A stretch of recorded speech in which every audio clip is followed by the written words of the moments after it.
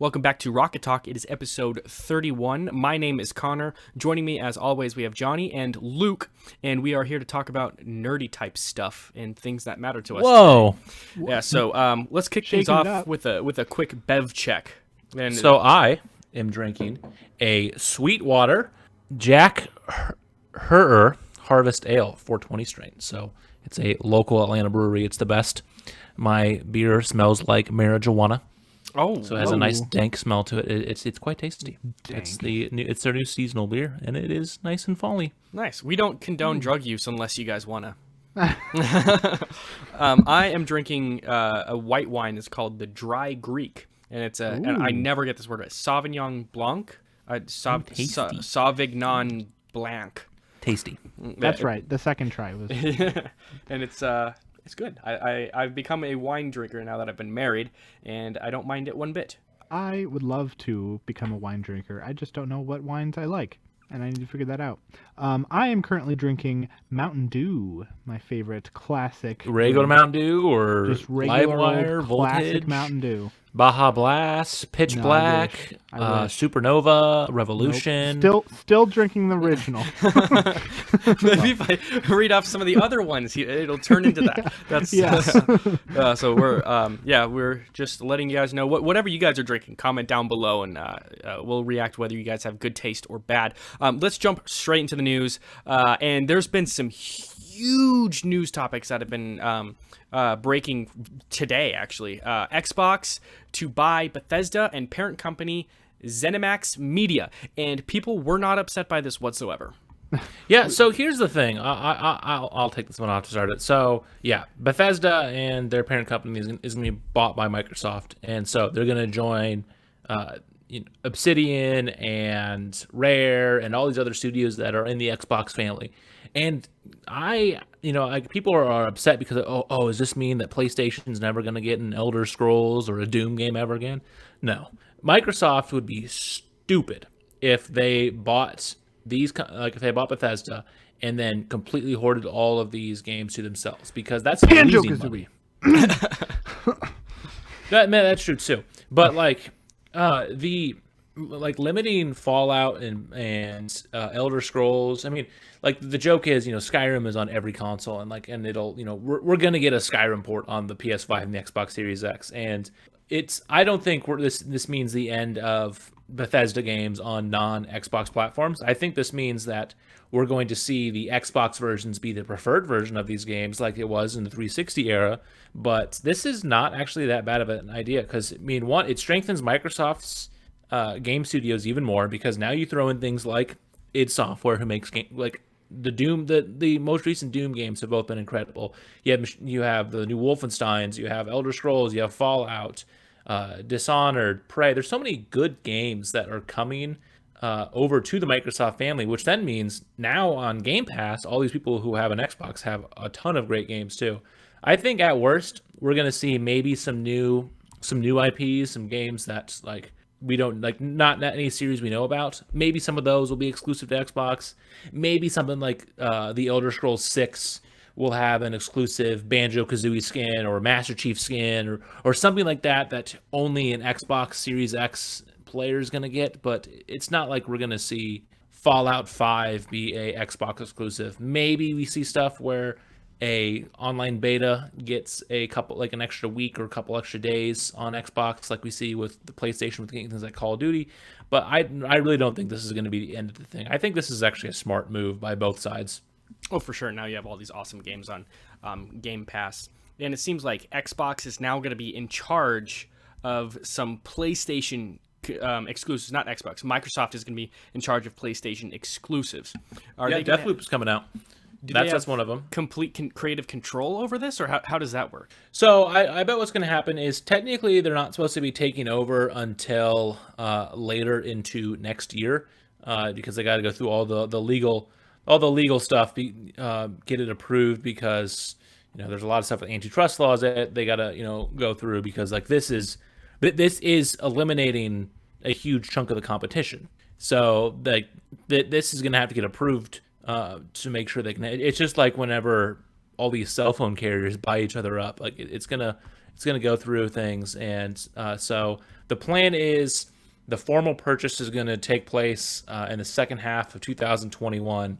But here's what's crazy too: Microsoft is spending 7.5 billion to get ZeniMax Media, which is 3 times what they paid to get Mojang in 2014 to get Minecraft, basically. And there's an example of why I think people don't have to be too worried about it. Minecraft is on every console, and when the PS5 comes out, there's gonna be a Minecraft for PS5 that's gonna come out. Whenever the successor to the Switch comes out, we'll get a Minecraft on that.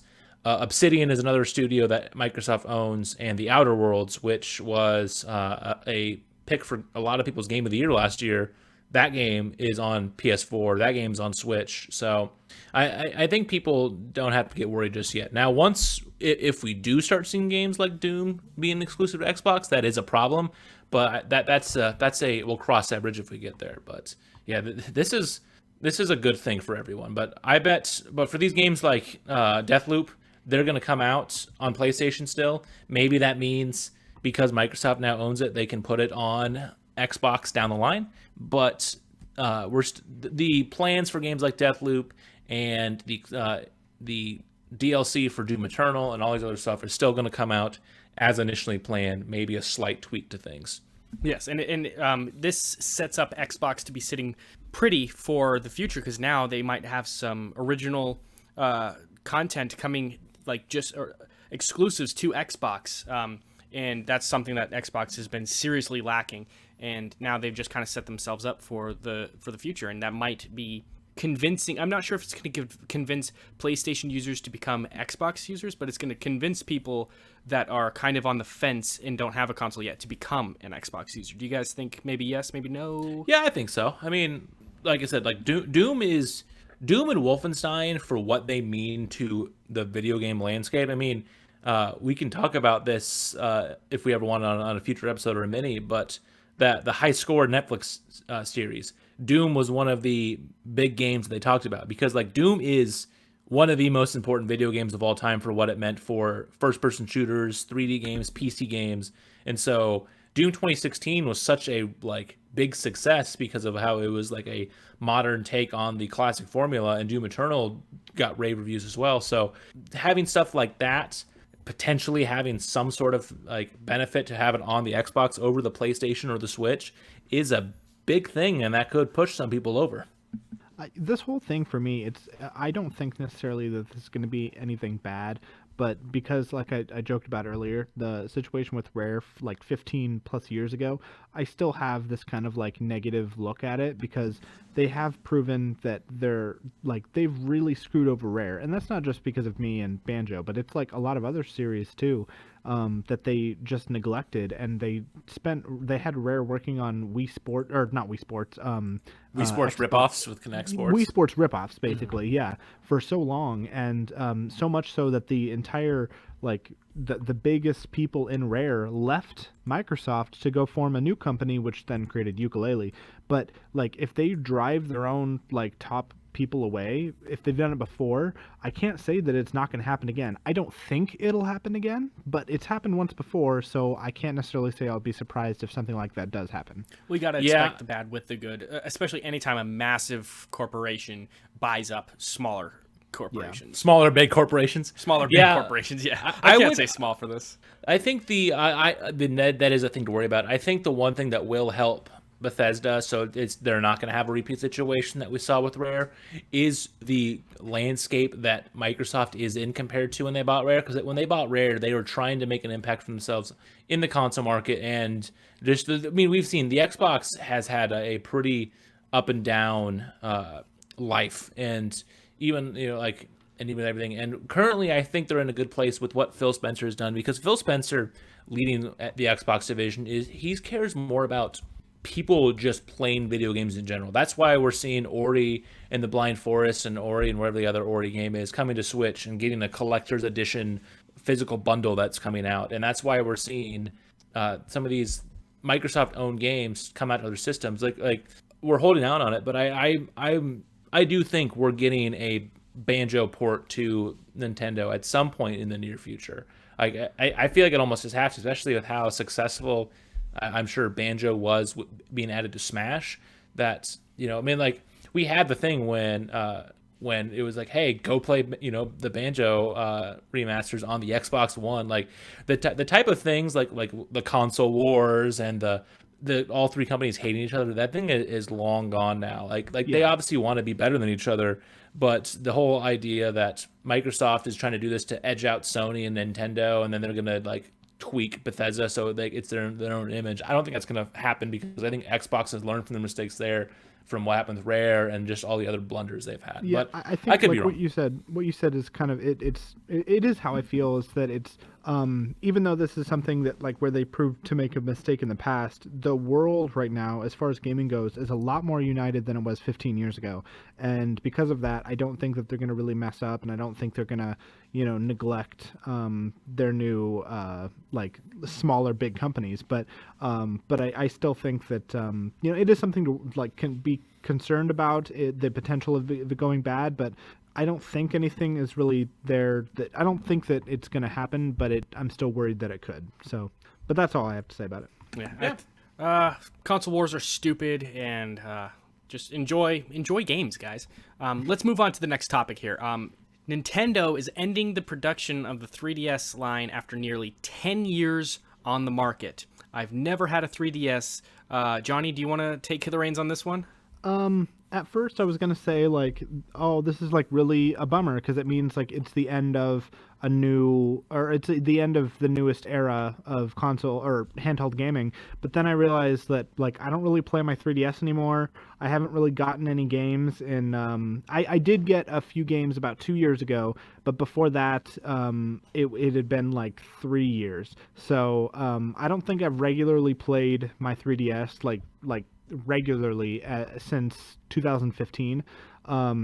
And so yeah, I'm not, I mean, I'm surprised it's taken this long, really, if anything, because everybody is pushing, or Nintendo is pushing everything onto the Switch right now, which is, I mean, it's smart. One of the best. It's smart. Yeah, it's one of the best sellers that they've ever had from Nintendo. So, I don't see anything wrong with it. Everybody loves the Switch. Even people who wouldn't have been Nintendo console owners, like you two. You guys both own a Switch, which is like. I mean, I had a GameCube and I had a Wii. I mean, everyone had a Wii. but like I mean, it's just a lot of Nintendo like casuals are now Nintendo fanatics, and that's great. And it was not because of the 3DS. It was because of the Switch. So, it is a bummer, but I mean, times change, and in 10 years we're going to see the same thing from the Switch. So yeah, I mean, it's like this has been a long time coming. I mean, Nintendo has before this, they discontinued pretty much the entire line outside of the 2DS XL, or one of the 2DS models was still there, but most of the models have been discontinued for a year or two now. I mean, they haven't put out a first-party game since the Kirby Extra Epic Yarn port in March 2019. So that's has it been a year and a half since their last game? That's a year and a half. I mean, yeah. There's been some third-party games that have put in some stuff out, but yeah, the 3DS has like pretty much once the Switch came out, Nintendo shifted away from the 3DS and focused on the Switch, because with that hybrid formula, they were able to do that. But I mean, they had a pretty successful life, which is crazy because of how much of a disaster that launch was for them. Like Nintendo launched it at $250, and there was like 3 games at launch, and it, the technology was cool and all, but no one really bought into it, and Nintendo was tanking fast. So they cut the price, and they gave everyone who bought it before the price cut all those free Game Boy games and all the other stuff they did to try to appease people.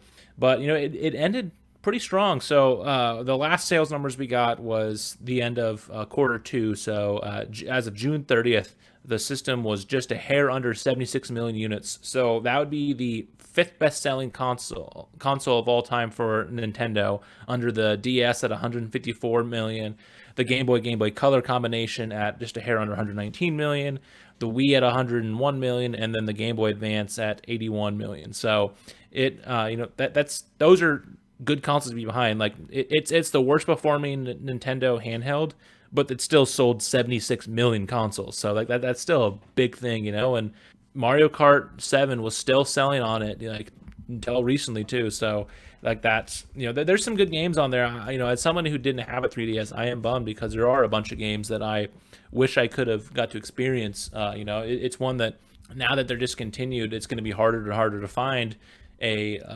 newer system.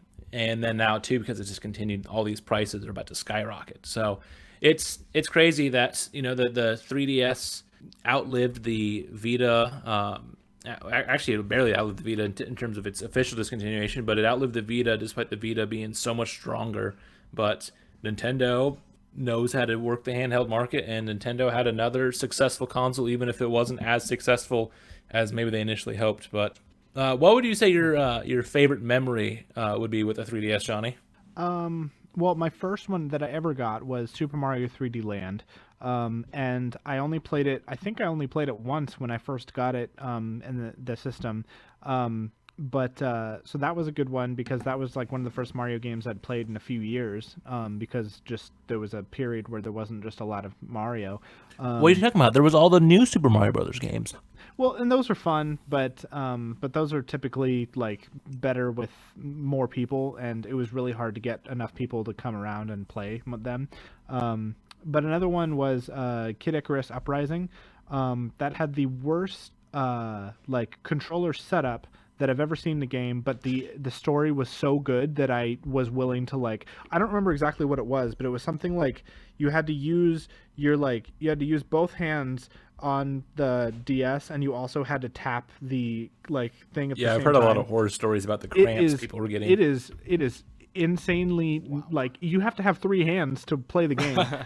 But it was fun. Like the gameplay was not fun, but the story was really, really good. And I played through it when I first bought it and loved it. And then like 2 or 3 years ago, I tried playing it again, and I only got through the first 2 missions, and I was like, no, I don't need to go through this again because I did it once, and that's really all I care about.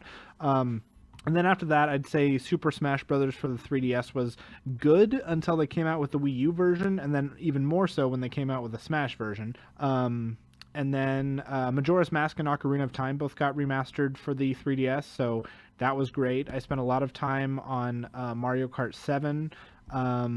Just a lot of, like, there was some good games, but honestly, a lot of them were either sequels that eventually got better sequels like Smash or Luigi's Mansion, or games that were remade, like ports of games that were older. So it was a good system, but nothing I'm really going to miss that much. As far as like the last 3 or 4 systems that have come and gone, this is probably the one that I'm least sad about ending.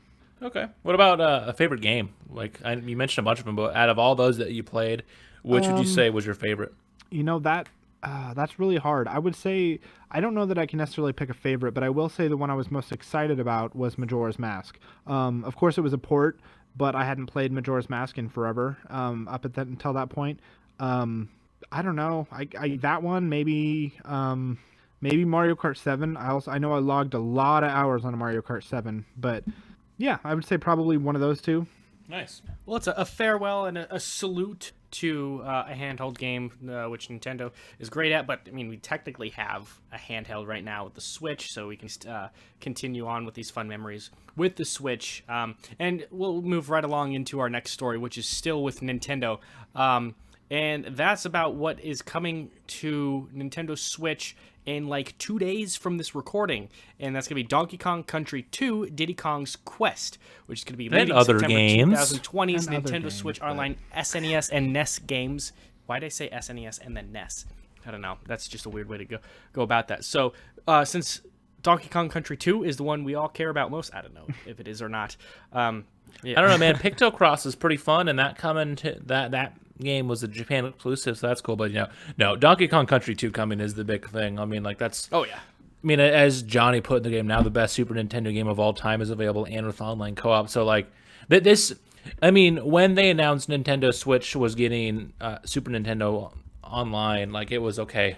When's DKC and DKC 2 coming? So like this has been a long time coming. I know Johnny is very excited. So why don't you quickly just gush about this, Johnny?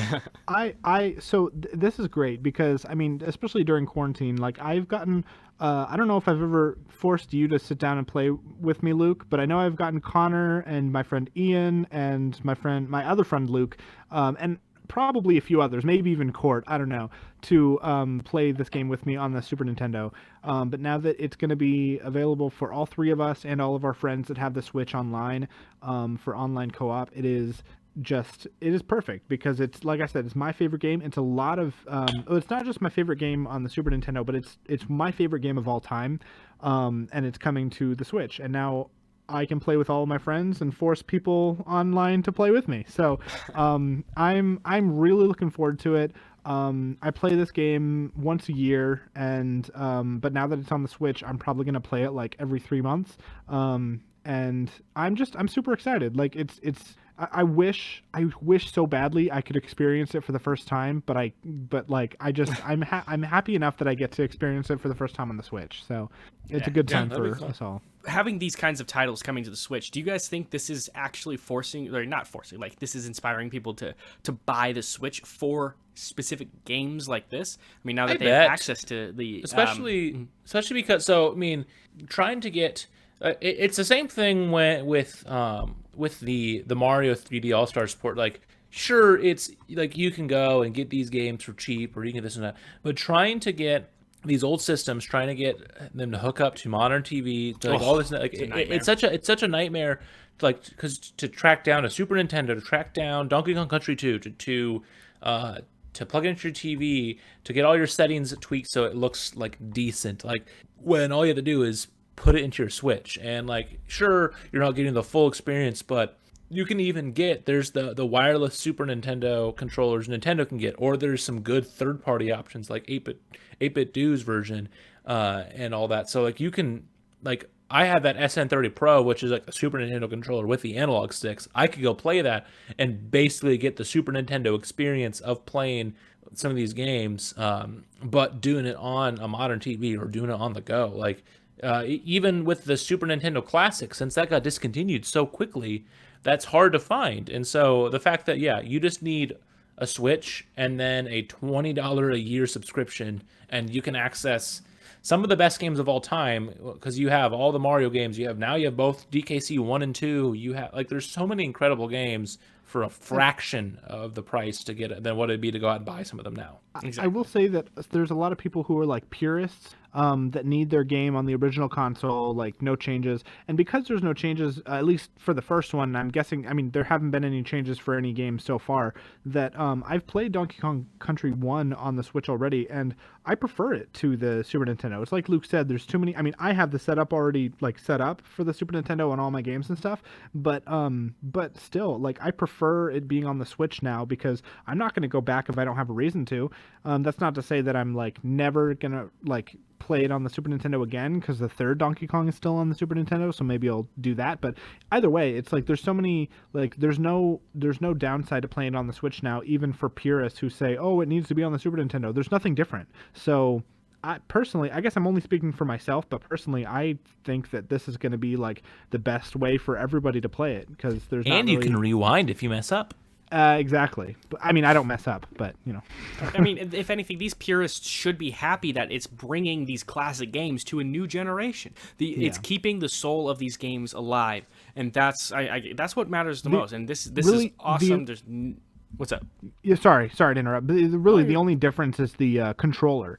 And if there's purists who need the controller feel for, like, whatever reason, then that's one thing. But I would say that the controls work perfectly on the Switch Joy-Cons anyway. That's all I use, so I don't know about the others. But and like I said too, you can go get the, like, there's the official Nintendo one.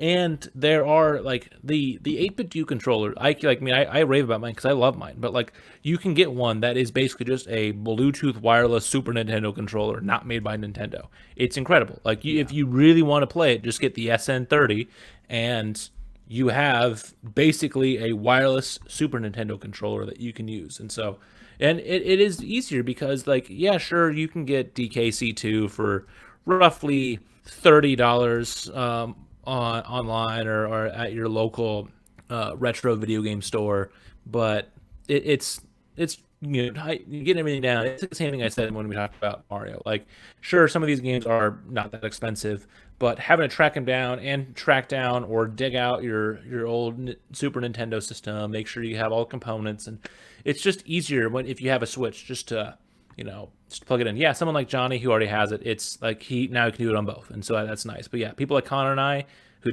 we don't have this stuff, so now we can play it. So it's a good thing for it, and it's another reason for people to keep their Nintendo Switch online or to get Nintendo Switch online. Yeah. And it'll come out by the time this episode drops. All of the games will come out. Donkey Kong Country 2, of course, but also Mario's Super Picross, the Peacekeepers, and NES's SCAT, which stands for Special Cybernetic Attack Team. That's quite the... Sure, that's what yeah, it stands for. yeah, that's what it means. Yeah. I will probably only play maybe Pictocross besides Donkey Kong Country 2. Yeah. You don't want to play with SCAT? I play with Scat quite frequently, actually. I have cats. Come on, guys. Get your head out of the gutter. Yeah, let's continue on with our next news topic as I fall away from my microphone. You guys can't even hear me. So Rocket League goes free to play September 23rd. Again, that's 2 days from the time of when this episode recording. goes out. Yeah, and I've never played Rocket League before. Luke, do you want to take this? Download Rocket League. So Rocket League is it's free to play. So now, honestly, you guys have no reason to not download it. I would download it and just try to play it. It's a ton of fun. I downloaded it when it was the free PlayStation Plus game back when it came out in 2015. So I've been playing Rocket League since the beginning, basically, and it's super fun. It's so chaotic. It's basically RC car soccer is the best way to describe it. So you have either 1, 2, 3, or 4 player teams, and you're in these little RC cars, and there's a ball that you try to score goals. And so it's like soccer. You just hit the ball into the goal. Whoever has the most goals at the end of the time wins. But it's been a total fun game, and it's been a huge success with everything. And it came to the Switch a few months after the Switch came out. It's on it's on the PlayStation, it's on the Xbox, it's on PC, and so now they're making it free to play. So that's super cool because now more people can have it. The other nice thing is now we can download it on our Switch, and Abby and I can play together on separate screens. And yeah, it's just a fun game. I would tell anyone just to download and give it a shot. If it's free to play, all you're losing is the few minutes to download it and how much you play it. But especially right now, if you don't have much else to do, play this. In between your DKC2 and your Mario All Stars playing. So Luke, is this I game will play Rocket League with you if you play Donkey Kong with me. I'll think about it. Is this game super popular? Oh yeah, it's sold millions. Oh, wow. If you go to Twitch, right now it's probably one of the top stream games. I mean, the game has been a huge success, and because it's so fun and it has a good competitive scene. So yeah, I very excited to be able to play this again, and also there's gonna be a lot more new people on it, so I'll be able to win some games. So right now on Twitch, it is the 25th most streamed game currently on the Switch. I mean, currently on Twitch right now. So nice. Wow. So obviously Fortnite, Call of Duty, Among Us, Minecraft, GTA 5, those are ahead of it. But yeah, it's up there. Ahead of some games like Rainbow Six Siege and Overwatch and Pokemon. A lot of people are playing Mario 64 right now and all that. So it's been a very popular game since it came out, and it's a ton of fun. So I would recommend playing it. And with it being free to play, there's gonna be other people like you trying it for the first time, so you'll be able to not completely get annihilated. Dope. Okay, good. And we'll just carry on right into the next bit of news. Something else I cannot relate to. The Mandalorian Season 2 trailer dropped. What are you guys' thoughts? Very, very excited. Oh, what? That shocked Moderately excited. Moderately excited? All right, Yeah. so Luke, you've definitely seen it. You talk about it all the time. Gianni, The Mandalorian is incredible. Yeah, I saw it and I enjoyed it, but I watch everything, so I'm not... but this is more Luke's thing. Yeah, this is definitely one I've needed to get into. everybody and their mother says this Go is watch The Mandalorian. some of the best Star Wars content they've ever had. It is outside of one of the episodes dips in quality, but the entire first season, besides one episode, is really good. Especially the last 2 or 3 episodes. It's awesome. It is definitely that and Rogue One are by far the 2 best things Disney has done since owning Star Wars. And like, I'm someone who I like The Last Jedi. I think Solo's a decent movie, and so like I have a lot more praises for the Disney era Star Wars than a lot of people. But this is hands down one of the best things they've done. And Connor, you're a fan of Bill Burr. Bill Burr's in it. I knew that, actually. I've seen some behind the scenes footage of it, but I have not actually seen the show. And now that season two is coming out, I should just binge all of season 1 and then just slide right on into season 2. Exactly. So Disney Plus does do the episodes weekly. So you're going to if you want to watch it, then if you get caught up on season 1, then every Friday is when the new episode will come out. So it'll be one that's you'll have to you unless you want to wait till the end of season 2 and then binge it all at once, then just know that you're gonna end the episode on a cliffhanger and be like, oh, I want more, and then have to wait a week. I mean, actually, like sometimes like ending on a cliffhanger and then actually waiting for the show, it's a nice reward. Whereas binging culture you don't really get to live with that tension for a while. Like season 7 of The Walking Dead. End of season 6 going into season 7 when you actually have to wait. Yeah, that's the one I think that gets lost in the binge culture is those cliffhanger end of seasons that like you have these cliffhanger end of season in shows like Lost and then like you don't find out what happens until the next season, but nowadays you just watch next episode. Where exactly. back in 2006 2007 people were watching that, they had to wait a whole 5-6 months just to see what happened. Actually, like 2 or 3 times this week, I've had to check to see what season of a show I'm on because I just go one right after the other, and I have no idea where I'm at. And so I did that with King of the Hill and with Futurama, and I think with Family Guy on Hulu. Yeah, so but some of those shows like that aren't as much of a like each episode is kind of by itself outside of the few occasional stuff. So that one's different. Like something like Lost, One Tree Hill, The Mandalorian. Fair enough. Yeah, Grey's Anatomy. Those where they build off of each other. Then like those big tension last episodes. Then you have to wait. But exactly, hey, animated sitcoms are not like they don't have cliffhangers. So keeping on with this new content that's coming out, WandaVision is still on schedule to come to Disney Plus later this year. We got a shiny new trailer. Did you guys watch that? Yes, I did. Yes, it was excited. Very interesting. We've known the show was gonna be interesting since they announced it, and it's gonna be weird to see how they pull it off because they're marketing it as like a sitcom unlike anything other, and so it's a sitcom, so like that's just gonna be weird to see a sitcom with all these characters that we've seen so much serious stuff. But I just want to know, how is this gonna work with all of the different tonal changes from having it be like Leave It to Beaver, and then more of like a kind of like Brady Bunch, Full House, Roseanne. Yeah, because there a lot of it, it's referencing Dick Van Dyke Show, Leave It to Beaver, Bewitched, Brady Bunch, Roseanne, Full House. So a lot of those shows. So like, how are they? I get that like for the most part, outside of just better technology and like different trends, like those shows all are pretty similar in a lot of the ways. So there's not a whole lot of. It's not going to go and Leave It to Beaver to The Walking Dead, but it is going to be interesting to see how they can take all of these different styles of the sitcom genre and mix them together. So I'm excited to see how it turns out, and more MCU stuff is nice. Have they said? I could be remembering things incorrectly, but at the end of Endgame, I know everybody who got dusted came back, but did they ever say how or if Vision came back?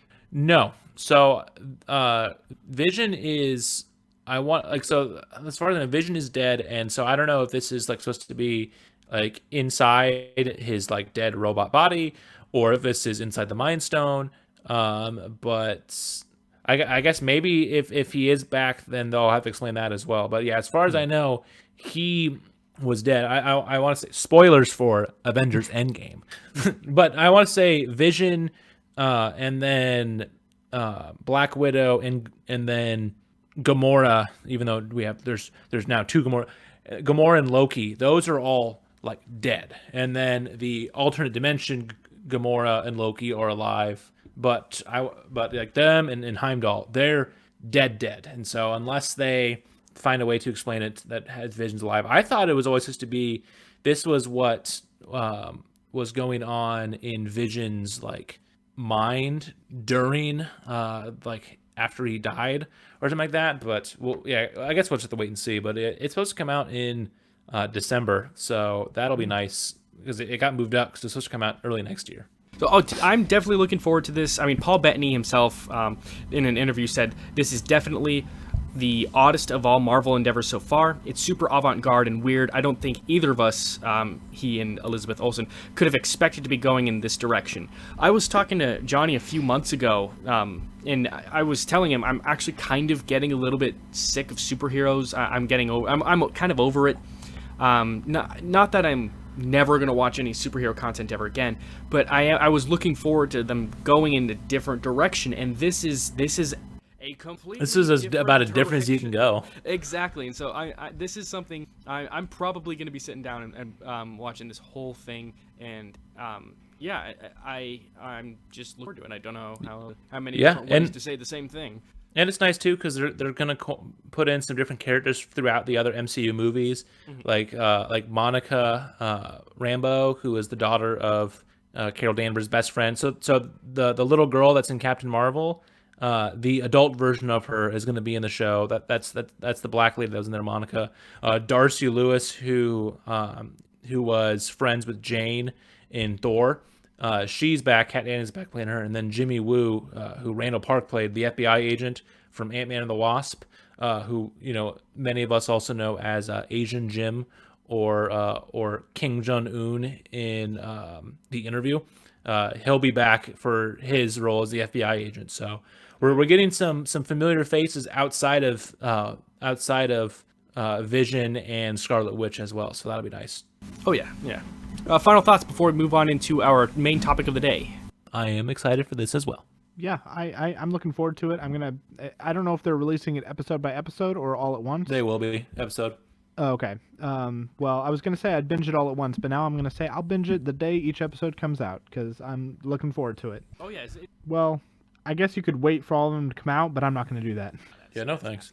Okay, when all's said and done, we are ready to move into our main topic of the week, and we're just going to be talking about the next-gen consoles. Now we have pretty much all of the specs, all of the price, release dates, some of the games that are going to be releasing as well, and we're going to do kind of a comparison, contrast, what goes best with your certain style of gaming, and a lot of this is going to be, I'm probably just going to hand it over to Luke. Luke is probably the most competent with this subject. So, Luke, do you want to kick it up? Yes. PlayStation. Yes, so we had the PlayStation 5 showcase event, direct, whatever you want to call it, this past week, where they finally gave us what we wanted, the price point and the release date. They also gave us a bunch of other stuff, showing off gameplay of Spider-Man Miles Morales, announcing new games as well. So we had a lot of good stuff announced. I think it was a really strong showing by Sony. I'm not a Final Fantasy person, but opening with Final Fantasy 16 being revealed is huge. Spider-Man is a huge anticipated game. The Harry Potter RPG that got announced, Ooh, yeah. Call of Duty campaign showed off, and then announcing that there was a multiplayer alpha this past weekend. New gameplay for Resident Evil 8, new gameplay for Deathloop, Devil May Cry. Like, there's a lot of good stuff. Really, the only time that really kind of fell flat for me was the Five Nights at Freddy's sequel thing or whatever, because it's not 2013 anymore. Why is there still Five Nights at Freddy's? And then Fortnite coming. It's like, cool. Like, you knew it was coming because it's Fortnite. But yeah, there was a lot of cool stuff that got announced, and then it ended with the sequel to God of War being announced, which had me very excited because the God of War game, it's, if you ever buy a PS4 or a PS5, go buy that game right away. Or if you buy a PS5, we'll talk about it later, you can play it right away. Oh, yeah. Johnny, you should play that game once you get your PS5 as well. It is so good. It is so good. So they announced everything, and we got the big one. The digital only PS5 is $399, so $400, and the regular disc drive PS5 is $499. So this is exactly what I was thinking once we got the Xbox prices of $299 and $499. What are you guys' thoughts on this price point? It's completely fair. I think right now a lot of people are saying that the Xbox Series S is the best with all the consoles, and I mean it's a pretty good deal. But like the digital only PlayStation, I think, is way more powerful than the Series S. And it's if you can scrape together another $100, I mean, I say why not go for it? I mean, if you're looking for superior first and third party exclusives, that's the way to go. Yeah, I mean, yeah, because the Series S is a toned down Series X, where the digital PS5 is a PS5 just without a 4K Blu-ray disc drive in it. So yeah, you don't have the ability to play physical games, but you are still you could go buy a digital PS5 right, like at release date, and the PS5 that I'm getting with the disc would be the exact same consoles, just I could throw in my physical disc in there. Like that's the only difference. Where if we both bought an Xbox and one of us bought the Series X, and one of us bought the Series X, there is going to be a big difference in what we got. So yeah, what about you, Johnny? How do you feel about the price point now, knowing how much you have to save for to get your PS5? Well, I am glad because I had planned to save $500 exactly anyway. So this is perfect for me. And I think it makes sense with both of the superior versions of the next gen consoles being the same price is a really good move. But like Connor said, that the digital only PS5 is worth the extra $100 compared to the digital only Xbox. But I think that $500 works just fine. I wouldn't have expected it to be any less, and I'm so thankful that it's not anymore.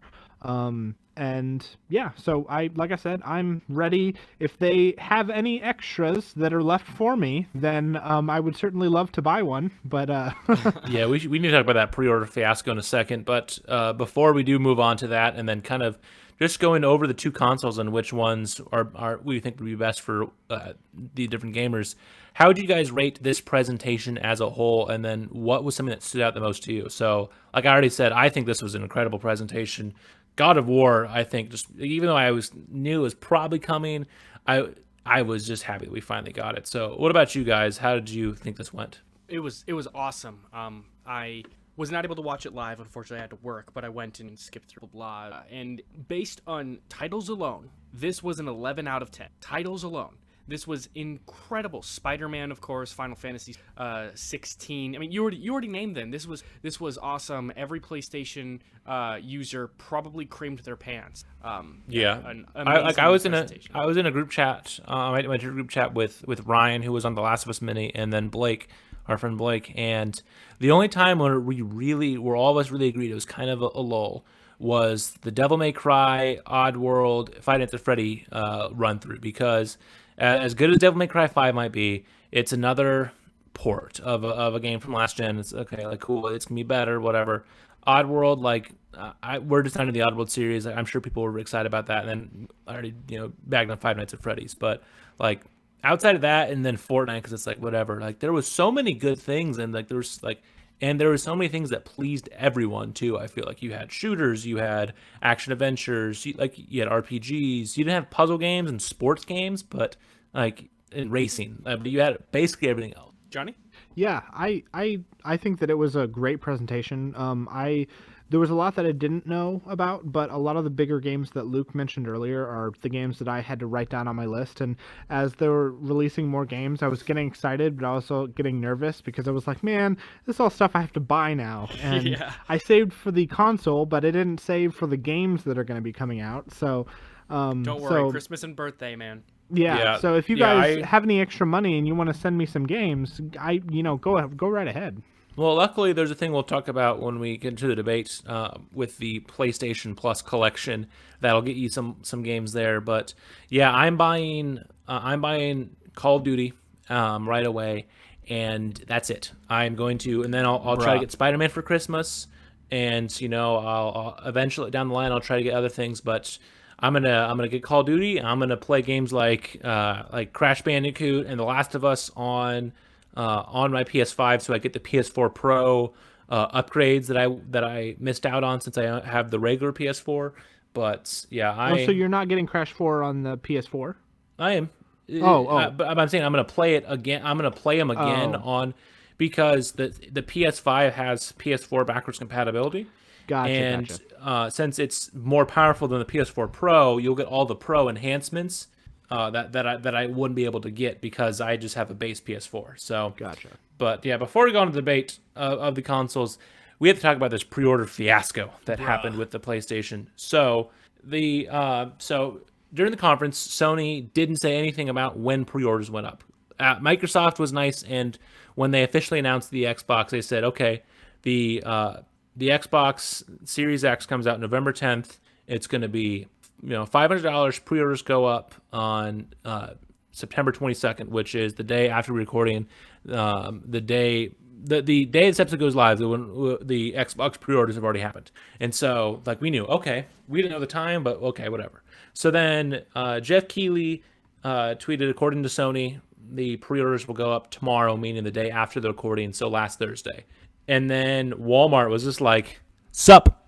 And they just put them up online early, and just all hell broke loose. It was insane trying to do anything. So I remember I called, after everything was going up, I called my local GameStop. I was like, hey, when are you guys taking pre-orders for PS5? It's like, we've already started, but our store is sold out. Maybe another store will have some. And then I was looking on Twitter. Apparently GameStop's most stores are only getting roughly 5 to 10 PlayStations per store. So most places aren't getting them. But GameStop's site crashed. Best Buy site crashed. Target and Walmart sites were struggling. And by the end of the night Thursday, like, all those places were sold out. Sony eventually to come out and say that there's going to be more games. And then they also came out over the weekend and said, hey, this could have been handled better. We're sorry. There's going to be more that'll go up, and we'll let you know. And then we're also going to be getting, and there's going to be a lot of PS5s available after launch as well. Because Sony is saying that there's going to be more PS5s at launch than there were PS4s. So it was still a big fiasco. I ended up actually finally getting mine last week on Thursday. I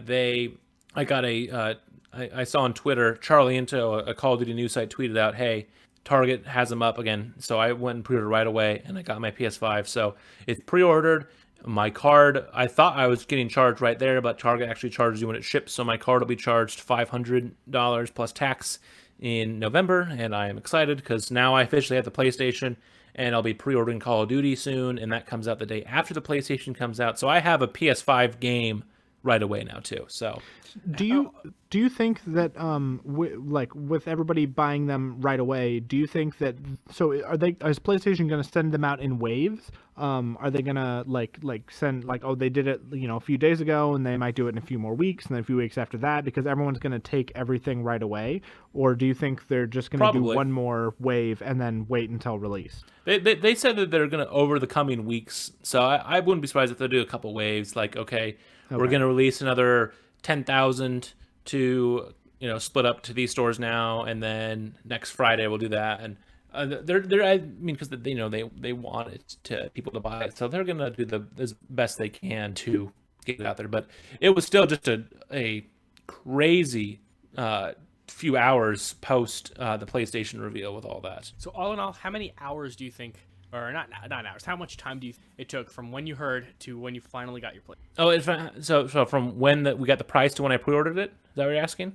Yes. Yeah, so about 25, 26 hours. So because we got the price reveal just before 5 p.m. Eastern on Wednesday, and I got my PlayStation pre-ordered roughly 6 o'clock Wednesday probably, or Thursday, I mean. So I got lucky. I got mine in the next day, but I know there's others that it's going to be a few months before they can get theirs pre-ordered by the time they finally find a site that has them up when they're looking. So, all right, yeah.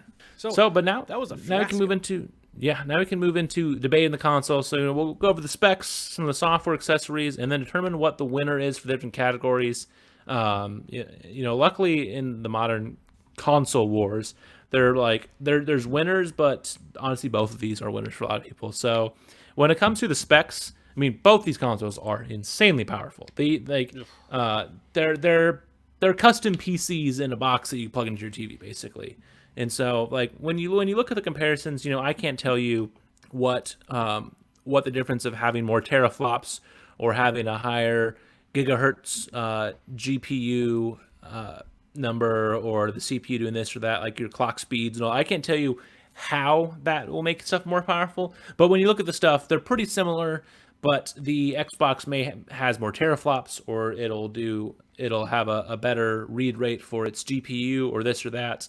But then the PlayStation has a quicker read speed out of its hard drive, but the Xbox has a bigger hard drive. So there's a lot of pros and cons each thing has. Real quick, if you're buying a console for teraflops, you're doing it wrong. Just saying. True. I'm an Xbox user.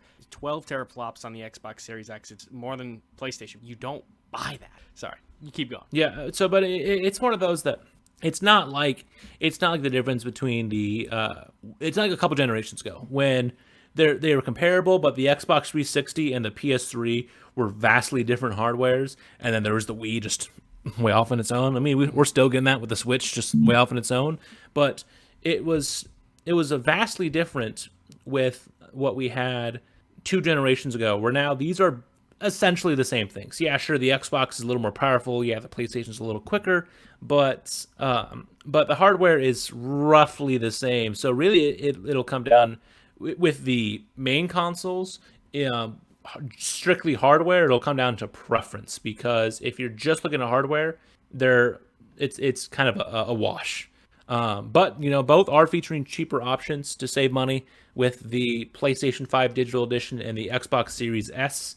The PS5 Digital Edition, as we've mentioned already, it's the same as its $100 more expensive brother, just no disc drive, where the Series S is a toned down Series X. But despite the Series S being the weakest console out there, Microsoft doesn't expect it's going to limit developers that much, and they're expected to keep it, for the generation. Maybe they'll do a revision, an improved Series S down the line, but we're not going to see a Series S be discontinued in 2022 because of it. Unless it doesn't sell at all. So, what do you guys think is the best in terms of just the hardware specs? Well, I guess it depends on what you want. I mean, technically, if we're going on paper, I would say the Xbox Series X is the superior console. But I don't know. It just depends on. I mean, we have 4 different consoles here, and if you're looking at maybe price point alone, Series S probably, especially if you're a broke college or you're a young kid and you really want a console and your parent sees that it's available and it's only $299. But I mean, I guess if we're just going on power alone, I'd say probably the Series X. Johnny, what are your thoughts on that? Yeah, I mean, I have to agree with you. I don't really spend a lot of time thinking about the specs of the game, but or of the console, but yeah, I mean, from everything that they've shown, it just seems like that the Xbox might be more powerful. But I mean that whatever that means, I guess faster, slower loading time, or faster loading, shorter loading times. It's more powerful. It's very small margin.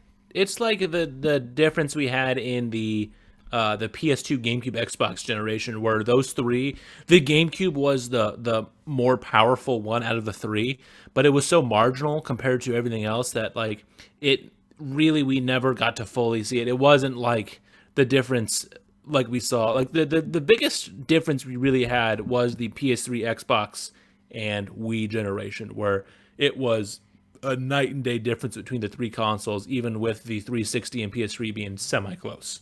I gotta say, even when we see this is just an example on the Nintendo side, but if you see a port to Switch that was on originally on the Wii or the Wii U, and you would put loading time differences, sometimes it's the Switch is 7 seconds faster in this case than the Wii or Wii U, and I'm like, that's a big deal to some people, but for me, 7 seconds is nothing. 7 seconds is, it's 7 seconds of not playing, and that accumulates over time, but I don't think about it.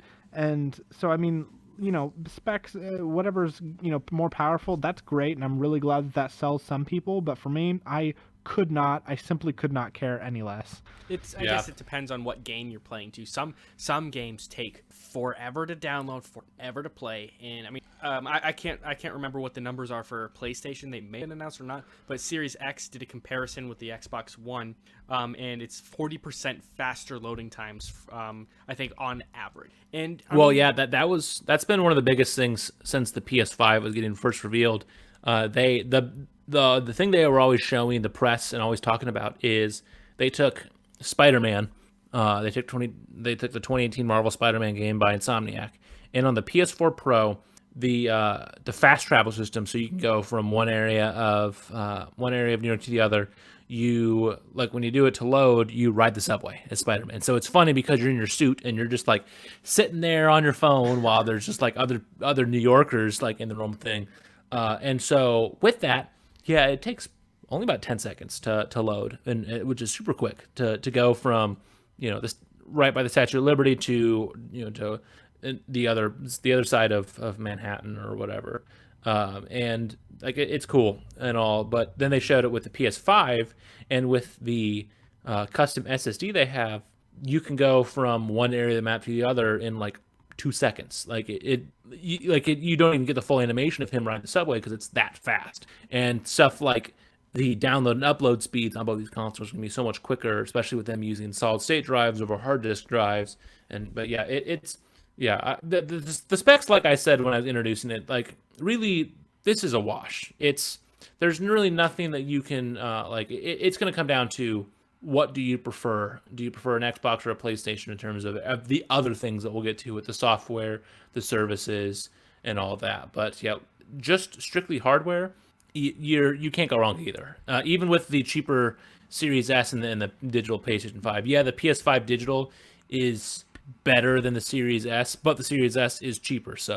But it's just a win all around for anyone. You have so many options, so different. I think, if we have to go based on power, then I don't know. I guess it depends if you want power or speed.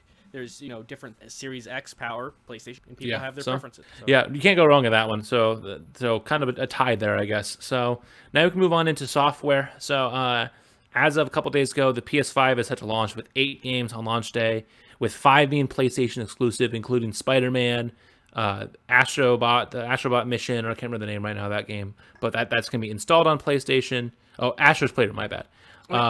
Plus the Sackboy platformer.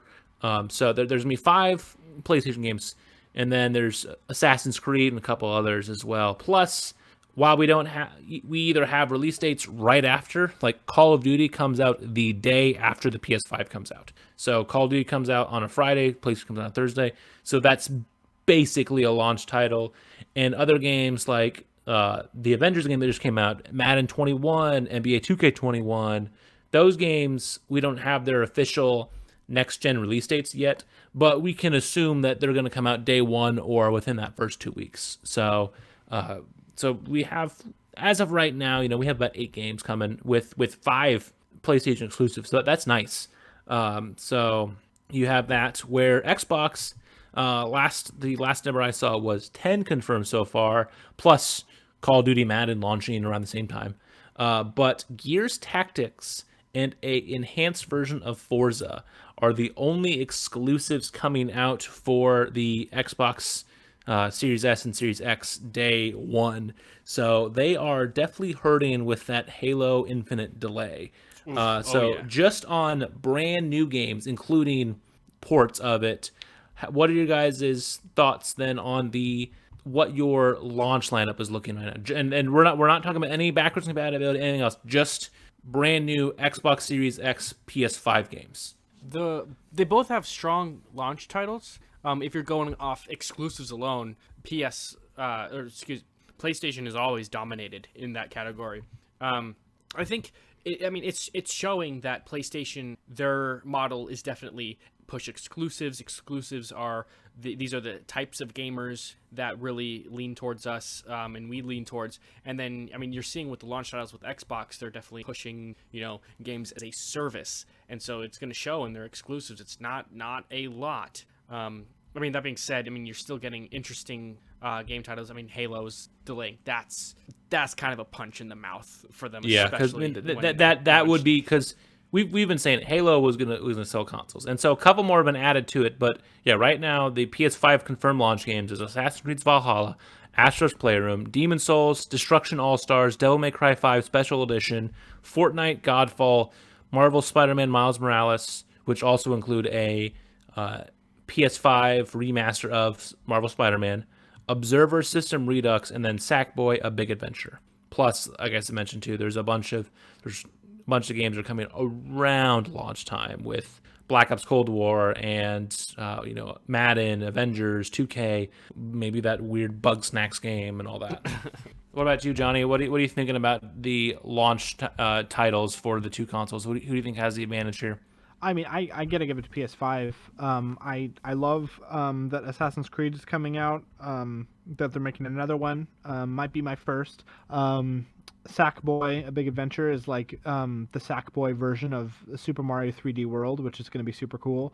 Marvel Spider-Man, Miles Morales, Godfall.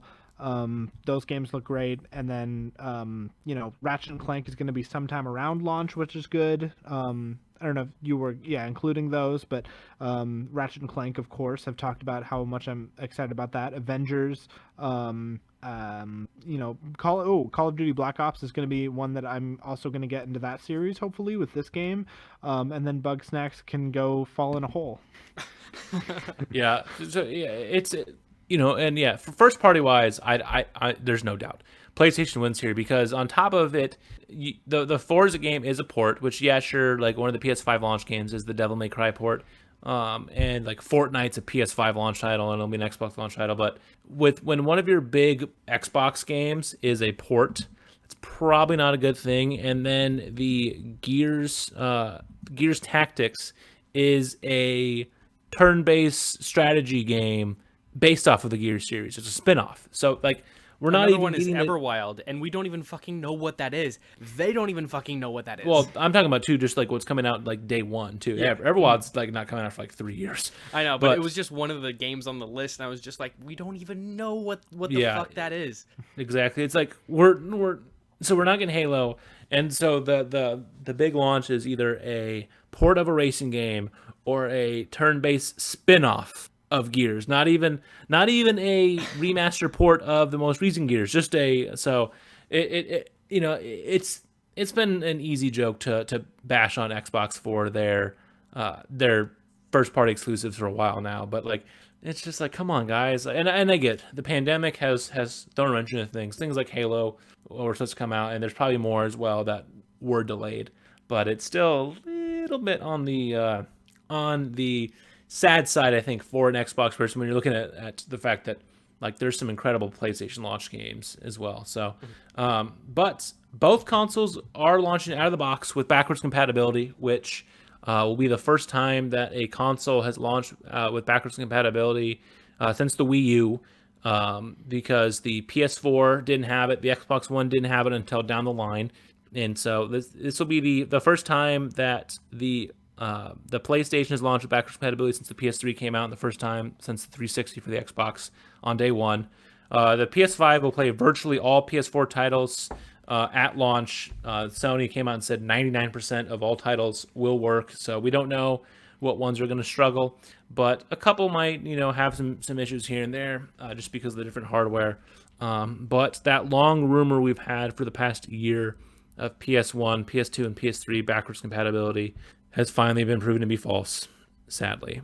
So I'm sad because I have so many PS3 games at my parents' house, and I would love to play some of them again.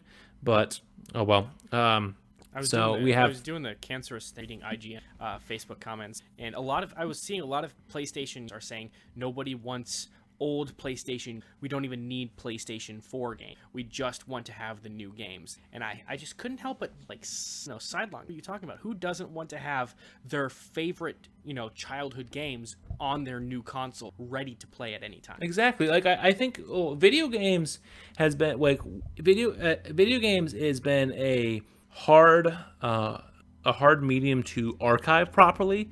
And we're seeing it. There's games that have been disappearing left and right because they're just like especially digital only games or PC games, where like once a once they disappear, it just kind of goes away. And so like without having proper archival things, like, and older systems get harder and harder to play on newer TVs, because less and less TVs have things outside of HDMI cables, and so you can't play a PlayStation 1 on a new TV without having to get extra hardware to play it, or play it on a PS3. You can't play a Super Nintendo. Like, there's all these systems you can't play, and so having backwards compatibility just does that. And then on top of that too, it adds a whole bunch more to your library on day one. So like I'm buying, like I said, I'm buying Call of Duty day one. Like technically day two, because it doesn't come out day one of the PS5. But since I'll have access to all of my PS4 games, which would include being able to play enhanced versions of them through the PlayStation 4 Pro version, I'll have some new things I'll be able to experience on some of my games that I've already played. And there'll be some new, like, there's just, I could wait and get a couple PS4 games right at launch of PS5 and experience those for the first time on a better system. And we have the same with the Xbox. The Xbox is launching with backwards compatibility on every single Xbox One game, plus every previous Xbox and Xbox 360 game that's already backwards compatible on the Xbox One. So that list is hundreds of games. You can play Sonic Heroes, you can play, basically every Call of Duty. There's the library you're getting day one on an Xbox, even if that means you're playing a game from 2002 from the original Xbox, is still massive. And so even if you don't buy a game for either of these consoles at launch, you still have a huge catalog instantly that you could play. You could go to, Johnny could buy his PS5, go buy 3 or 4 PS4 games with it, not buy a single PS5 game for a couple months, and still be content with like all of the good games you can play. Exactly. And nostalgia, that sells game. And so it's really, I think it's kind of surprising that PS5, actually I take that back, it's not that surprising. It's a little surprising that PS5 wouldn't go back a little bit further for backwards compatibility. Well, it's just because the PS3 is a monster to develop for, and like the Sony made the PS3 super difficult to work on because they had all this clout for the PS2. That's why. It's because the PS2 and the PS3 both hardware wise are just super peculiar, and they went away from it as we've gone to like essentially custom PCs, and so they would have to add that extra hardware to run them properly in there. That's why we don't have it. Okay, that makes sense. Yeah, So, but I mean, nostalgia does sell. yeah. So then when you and we like you mentioned with Ratchet, we mentioned Ratchet and Clank, Halo Infinite, Gran Turismo 7. There's a bunch of big games coming in the future as well, but we don't know when they're coming just yet. But those are some big games to look forward to as well. So when you throw in the games we have announced, so one's coming out day one, one's coming out in the future, and then with backwards compatibility, who would you say has the advantage here between PlayStation and Xbox? When you add in backwards compatibility, that makes it another really hard decision because it depends on what you want. I would say probably because we're going into the next generation. Right now, at this time, before we have the consoles, PlayStation has the advantage. But if you're going on, titles alone that you have access to, I think it's a tie because it depends on what you want. If you're feeling nostalgic, Xbox has the advantage. If you are wanting access to new, really, really popular, really good exclusive first and third party games, PlayStation has. I think that I think hands down it's more the PlayStation 5 for me, because there's something about getting a new console that, as much as you love the previous console, like, there's something about getting the new one where you just kind of have to put your old one aside for a moment and just kind of like say goodbye to it for a while.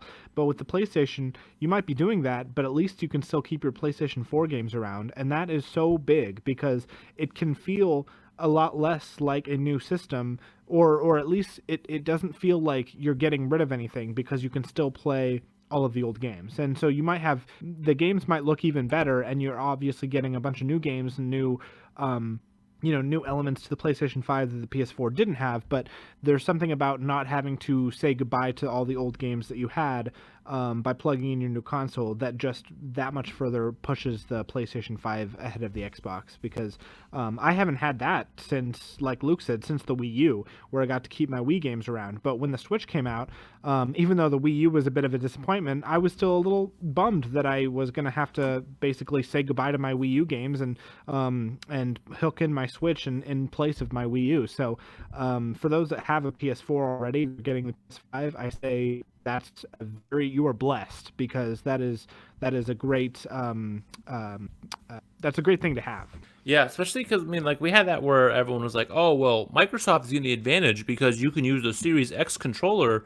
I mean, the Xbox One controller and the Series X. It's like, is it really an advantage, though? Like, yeah, sure, it's nice because that'll be money you can save.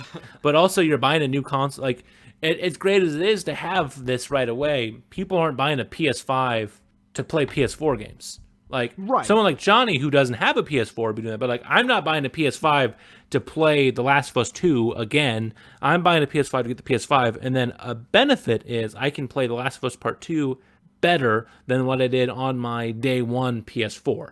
Yeah. But, yeah, it's one of those, yeah.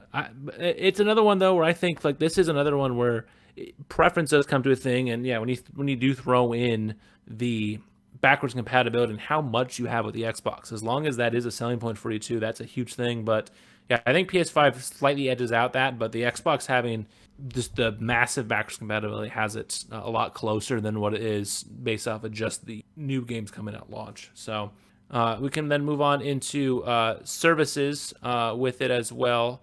And so the PlayStation 5 will sell PlayStation Plus again for your online service. So you'll pay either monthly, every 3 months, or a year, and they're still planning on doing the free games every month that you get. That as long as you have PlayStation Plus, you get to keep the games. But the other big one they're adding is the PlayStation Plus collection that I mentioned earlier. So for all subscribers of PlayStation Plus, at no extra cost, you get access to 18 different titles right away. So you get God of War, Bloodborne, Monster Hunter World, Final Fantasy 15, Fallout 4, Mortal Kombat X, Uncharted 4: Thieves End, Ratchet & Clank 2016 Remake, Days Gone, Until Dawn, Detroit Become Human, Battlefield 1, Infamous Second Son, Batman Arkham Knight, The Last Guardian, The Last of Us Remastered, Persona 5, and Resident Evil 7 Biohazard. So, like, these are some incredible games. Like, I mean, I've talked about The Last of Us is one of my favorite games of all time. God of War is incredible. Like Mortal Kombat X is a pinnacle fighting game. The Ratchet and Clank remake, like, is wonderful. You get a good first-person shooter with Battlefield 1. You get a lot of good variety. And for people like Johnny, like, this is great for someone like him because he didn't have a PS4. So this saves him some money because now he doesn't have to go. And even though Ratchet and Clank, God of War, and The Last of Us are all only $20 new, that's, like, he doesn't have to get that. He, on top of buying his PlayStation and Call of Duty or Crash or whatever, he can just buy PlayStation Plus and have those games right away. I can finally play The Last of Us. Exactly. So, like, this is an incredible thing. It's essentially it's PlayStation's answer to Game Pass, and so who knows if they'll add more or they'll tweak it throughout the years as well. But we at least have this, and I love this thing, like, because it is. I have a couple of these games. I have God of War. I have Uncharted 4, Ratchet and Clank, Detroit Become Human, Infamous Second Son, The Last Guardian, and The Last of Us, and I think Persona 5. I think that was a free game at one time. But, like, it's still nice to be able to know I can. Oh, and I have Bloodborne, but I can play Mortal Kombat X. I can play Fallout 4. Like some of those games where I necessarily wasn't planning on dropping money on, but now I have them and I can just try it out. Like, it's nice. And then, yeah, for people like Johnny who maybe missed out on the PS4, like, they can get access to some incredible games. So you have that, which I think is a great deal. But PlayStation did come out and say, even with all this, this is not going to lead to them doing a Xbox Game Pass type of thing where they're going to put Ratchet and Clank Rift Apart day one on PlayStation Plus collection. So if you have that service, you can play it for free as well, because their CEO says it's not sustainable. So the console wars may be dead, but they're still a little bit there. But Sony also will continue to push PlayStation Now on next gen with their on-demand streaming service. So So you can still play some PS3 games, and then you can stream PS4 games and all that as well, as that service continues to grow after the price cuts last year. And they have yet to comment on if Netflix, Spotify, Hulu, all that's on there, but it's going to be on there. I don't think they're going to leave it off. They're not going to pull a Nintendo and not put Netflix on their PS5. That'd be stupid. And then the Xbox is also doing kind of the same things. The Series X and Series S will still have Xbox Live Gold with free games and deals like PlayStation Plus has. Microsoft did eliminate the yearly subscription model for Xbox Live Gold earlier this year, so you can only buy it in monthly or 3-month periods, which kind of sucks because $60 a year is a better deal than $25 every 3 months, but oh well. And then Xbox also has Game Pass, which subscribers get access to 100 plus games, including every single Xbox Game Studio game on release date, which will now include Bethesda. So when the new Elder Scrolls come out, if you have Xbox Game Pass, you'll be able to play it day one with Game Pass. Oof. And so they also get extra deals and discounts for their members as well. And so it's $10 a month for the console, or $10 a month for the PC version, or you can get Game Pass Ultimate for $15 a month. That gives you both PC and console access, plus Xbox Live Gold. And right now it's in the beta for their cloud streaming service, so you can play your Halo Infinite on your Android phone on the go. And but one thing that the Xbox is doing, the Xbox One did have a HDMI pass-through that you could use to stream your live TV through. So you could plug in your cable box to your Xbox, and then you could play ESPN through your Xbox instead of having to go to the ESPN app and watch live TV that way. But no one used that, so Microsoft's cutting that to cut cost. But Xbox they did say they are going to have the streaming stuff as well. So with all these services, they're basically the same too, with just a couple little differences. But what are your thoughts on both services? Both are fantastic. I think because I'm an Xbox guy, I'm leaning towards Xbox winning. But I mean, if you're a PlayStation guy, you might lean. I'm not sure where to argue for one or the other.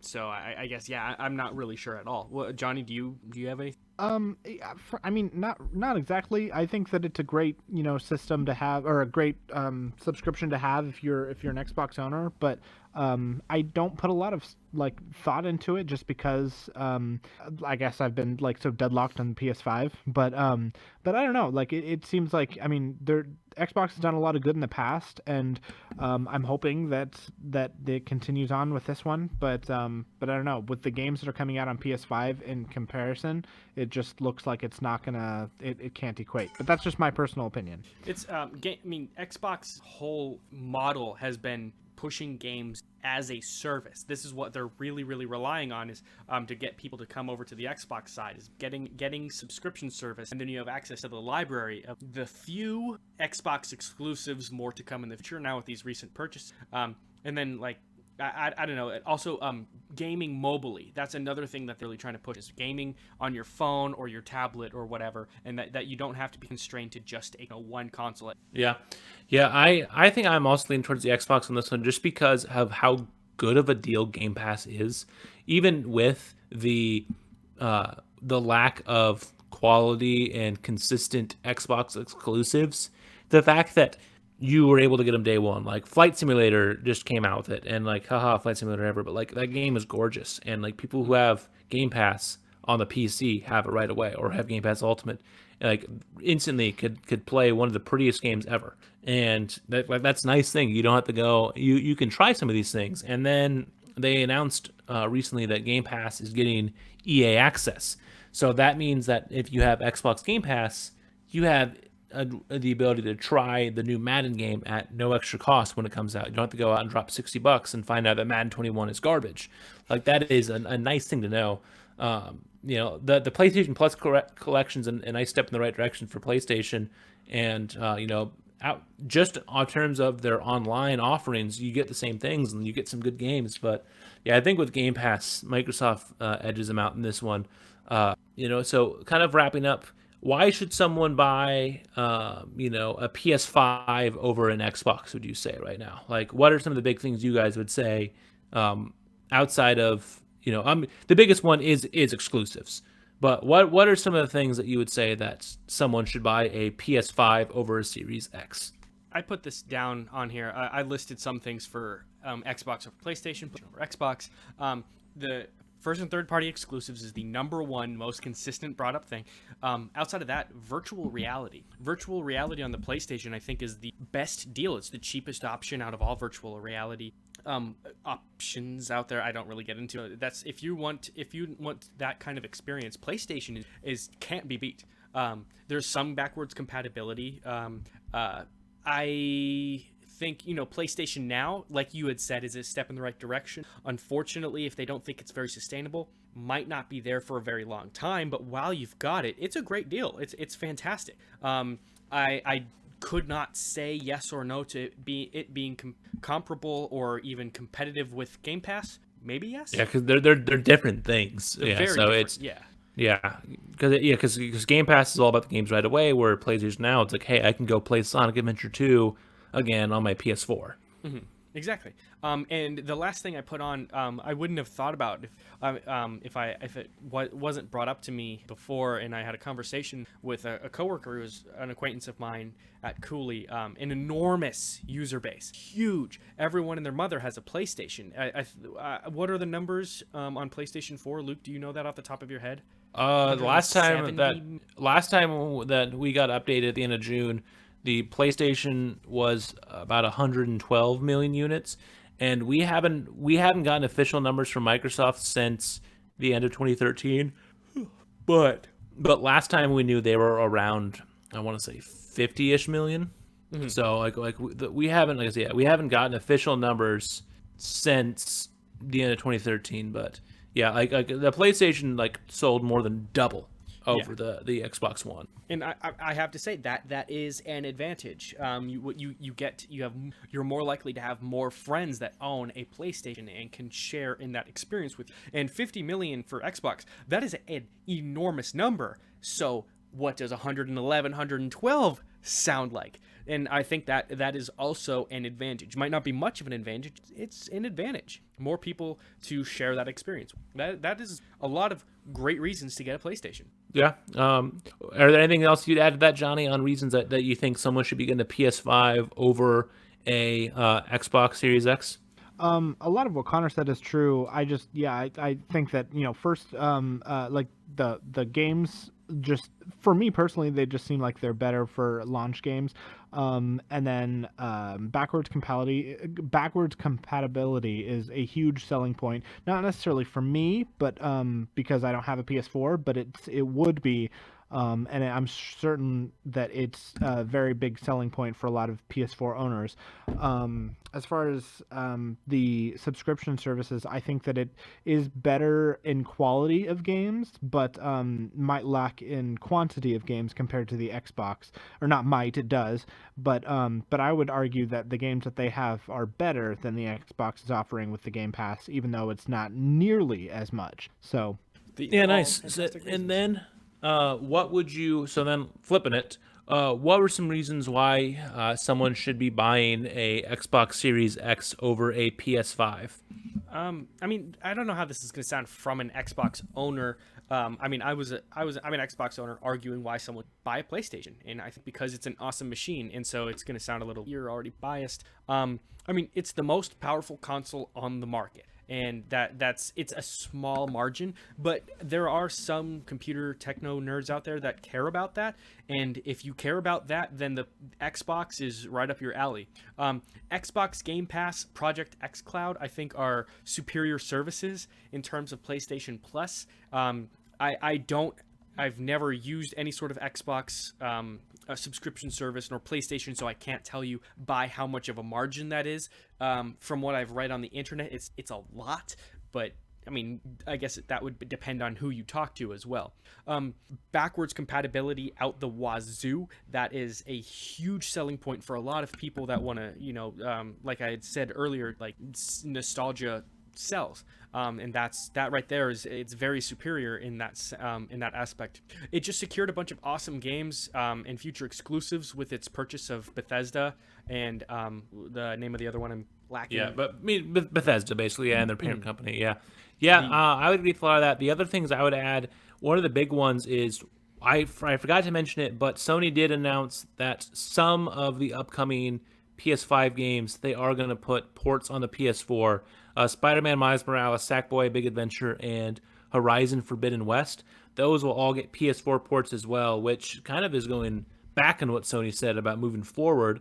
But one of the things I think that helps Xbox is they are letting people kind of ease into the generation where you can you can buy these games on Xbox and you can on your Xbox One, and you'll be able to play it on the Series X, or you can buy it on and the other one with just the Play Anywhere thing. You can buy Halo Infinite and you can play it on PC, Xbox One, Xbox Series X, and so with all that, with the smart delivery and all those things, they're making it so you buy it and you can use it on a plethora of systems. You don't have to go out and buy 3 versions of Halo Infinite if you buy it day one on the Xbox One, eventually get a Series X, and then also decide to get into PC gaming. So that is a super nice thing because that saves money, and it just kind of helps the ecosystem of Xbox grow because you can throw in more and more in there, because that's the when you think about it, some of these games that are coming out on both generations of systems are being optimized for 9 or 10 consoles, because there are, when you have all the different versions of the PS4 and the Xbox One, plus there's 2 PS5s, even though they're the same, there's 2 Xboxes and PC that has just a wide variety of stuff. That's a lot of optimization you have to do.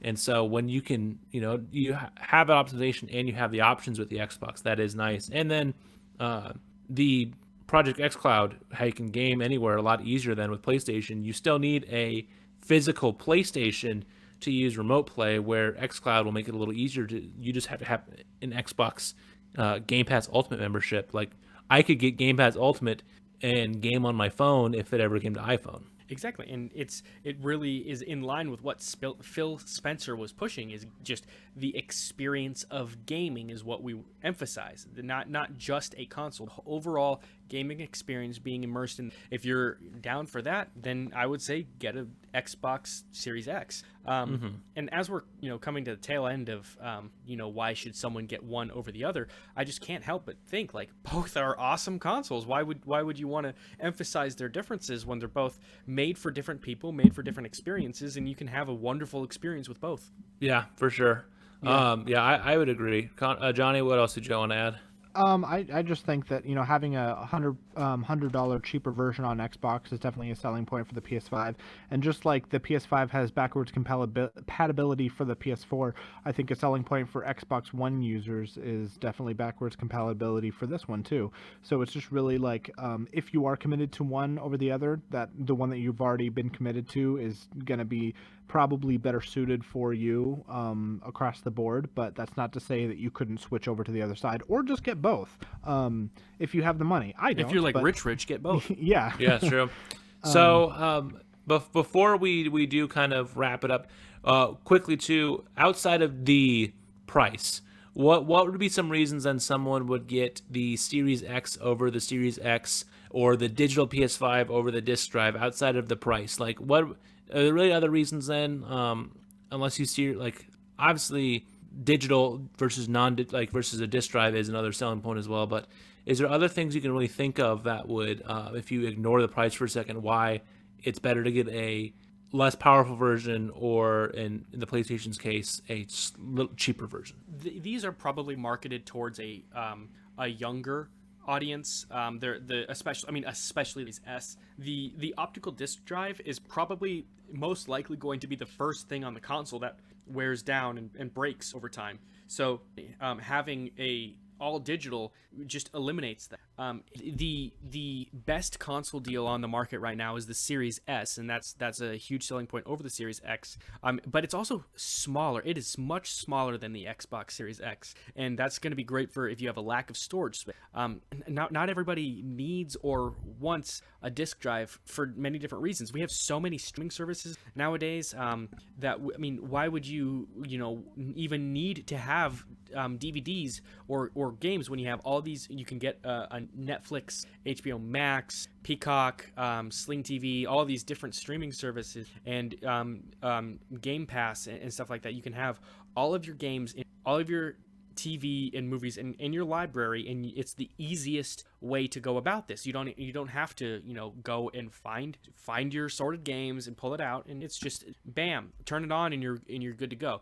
PS5 all digital, $100 cheaper, and it's literally just as powerful as the physical copy of PlayStation 5, but without the clunkiness of needing storage space for all your games. And it's not that much smaller, but it's a little bit smaller, and some people see that as an advantage. Yeah, true. Yeah, because that PS5 is pretty beefy. But I think kind of the whole thing, like, we're almost talking in circles here, but I think the big thing is there really isn't a winner of this console war. Yeah, the PS5 does a lot of things better than the Xbox Series X, but the Xbox Series X does a lot of things better than the PS5. It is more down to, I think, personal preference. And for someone like me and Johnny, we see more appeal with going with the PS5. And so that's why we're going with that. And Connor sees more appeal with the Xbox Series X. So that's why he's leaning towards getting the Series X. But the nice thing is this isn't like previous years where it's like, you're not going to have the kids in at recess arguing over which two, like you had in the 90s with the Super Nintendo and the Sega Genesis, as much anymore. Like, it's I think that the winner is actually the Nintendo Switch. Nintendo Switch is the winner. There we go. Because Switch won even if Luke and I are getting the PS5 and Connor's getting the Xbox, all three of us have the Switch. That is true. That's a good point, John. when all is said and done, on paper, Xbox Series X has more sales between the three of us. And real quick before we go on, it's just, I find it so much more fun and better, more productive conversation with three people that have their preferences but are able to see all sides of it's kind of like talking to a sports diehard fan, and all they want to talk about is their one team and how their one team is the best and their one team has all the best players. Chiefs fans. There's more than one I team. wasn't gonna say the Chiefs out loud, but I'm so glad you knew what I was talking about. But you can talk to someone who's maybe a Chiefs fan, but they love watching other football teams because it's more productive. Yeah, conversation, it's just nice because around. We haven't had this in a couple of generations, like with the systems, because of everything. Like, the Xbox One launched so bad because of all the anti-consumer stuff it was doing, and so like it made it like I remember I was going into that generation and said, okay, I'm gonna go into both with an open mind. If the Xbox One looks significantly better, I'm gonna buy it. And then with all that stuff it did, with it being more money and all of the always on and needing Connect and all that, it was like, okay, I'm buying a PS4. Mm-hmm. And like this one, it was like the bigger reason was because of the games, and then just because like I already have a PlayStation and I've had one, so it's nice just to keep going with it. But if I went and got an Xbox Series X, it wouldn't be like I am completely downgrading outside of missing some of those big PlayStation exclusives. So I think it's nice to know that like there really isn't a true winner in this. So that I'm sure there's some people that are upset that we didn't have a fight to the death, but still nice. So both consoles are great. Ended with a participation award, but I think in the end we really all are winners. True. So I think it's good though. So I think then that will wrap up the topic of the week. Connor, why don't you take it away with the next segment then for us? All right, we got recommendations. I was the one who got to recommend last time. I recommended Mel Brooks' Robin Hood Men in Tights. Luke and Johnny have both watched it now, and they're going to give their thoughts. Johnny, have you seen other Mel Brooks movies? What did you think of this one? And would you does this one make you want to search for more Mel Brooks films? I will preface with saying that this was an enjoyable film, but I will Oh say boy, that's a heavy butt right there. but I will say that no, it doesn't make me want to see the others because it reminds me so much of the one and only other one I've seen, which is Young Frankenstein. And don't get me wrong, I love Young Frankenstein. I've seen it like 3 or 4 times, and it's really funny. But so many of the jokes and the delivery and the like looking at the camera to like, did you catch that? Like that kind of humor is very, very much Mel Brooks, which I didn't know that he had like a style. But now that I've seen this movie along with Young Frankenstein, I can definitely see what his kind of humor and his style is, which for the time was like probably its own thing, like one of the few people I'm assuming that would do this kind of thing, whereas now it's just kind of like it's a little outdated, the whole like did you catch that kind of deal, but that's not to say that I didn't enjoy it. I really did think some of the moments were just like it was more like there were more than normal. That's fair. I mean, I totally get it. It is a bit older. Young Frankenstein was, I want to say, early 70s. This movie came out in I want to say that time.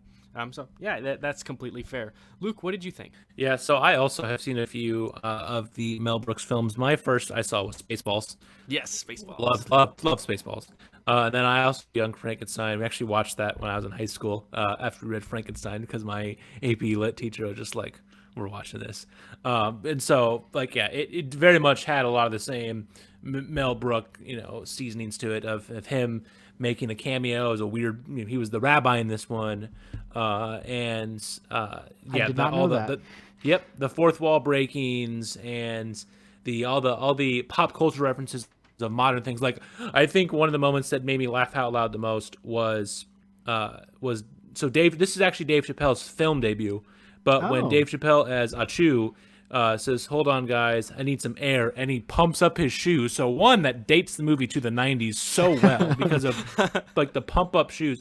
But also it just was so funny because, it is supposed to be like medieval times England and like during the Crusades. And then this, like the black character pumps up his shoes. Like and his he's got a backwards what's snapback? Yeah. And it hit with his 90s shoes as well. Like there's a lot of goofy things like that just all the silly things that you get in a Mel Brooks film. One of my other favorites is towards the end with the fight scene. I'm not the fight scene with the tournament, the archery tournament. How he's like, wait a second, and he pulls out the script and says, I get another shot. Because in Spaceballs, they do that where they have the Spaceballs VHS while the movie's going on. And so they go to where they are in the movie. And just like all the little things like that just, yeah, there's a lot of goofy humor and slapstick stuff that you get in a Mel Brooks film. And it's fun. It's like, sure, is it a little predictable, a little tired at times? Yeah, but it's still wonderful. Mm-hmm. One of my favorite jokes is describing to all of the men in tights, and he's like, "Oh, the ladies love it," and everyone's like, "Sign me up for a couple of them." Yeah, I'll take 2. I thought that I watched that in middle school at church, and I thought that was the funniest thing in the world. And now when I watch it, it doesn't make me laugh quite as hard, mostly because I've seen it 100 times. It's still like it's. I think fun for the whole family, wholesome that I think everyone can have, and people I think can still have an appreciation for the style of humor for back then. Mm-hmm. Connor, where would you rank this among the other Mel Brooks films? Blazing Saddles, Young Frankenstein, History of the World Part 1. Hard. This was so hard. I think Spaceballs is probably my number one. I that was my first Mel Brooks film, and I've seen it the most. Men in Tights probably comes second, and then Young Frankenstein third. It's been a while since Frankenstein, and I've not seen History of the World Part 1 yet, but I do want them. He also has the one it's called like silent movie or silent film, where it silent movie, and so it's the whole thing is supposed to be in the manner of an early 20th century silent film, and there's a lot of like goofy things that he would do with stuff like that. Is it like he's such a great mind in the film industry. But yeah, I was very happy with this recommendation. So good job, Connor. Yay. Yeah, I guess overall final thoughts on everything. God bless you. Have you guys seen other Mel Brooks films? I think you guys have already answered this question. Yes, we did say that. Yeah. Spaceballs. Spaceballs. Yep. Yeah. Johnny, have you seen Spaceballs? I have not.